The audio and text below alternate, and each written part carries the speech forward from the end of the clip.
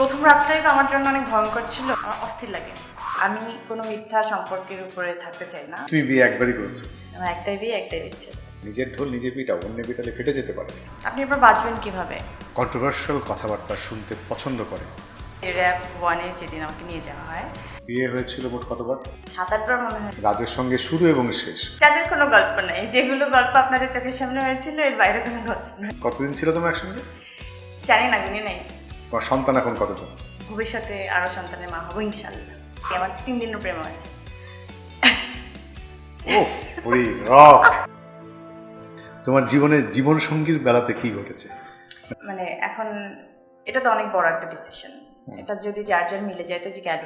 আমি কোনো মিথ্যা সম্পর্কের উপরে থাকতে চাই না। যেমন ক্লোজ আপে এখন আছে জিঙ্ক ফ্রেশ টেকনোলজি, যা জীবাণুর সাথে লড়াই করে দেয় সতেজ নিঃশ্বাস 18 ঘন্টা পর্যন্ত।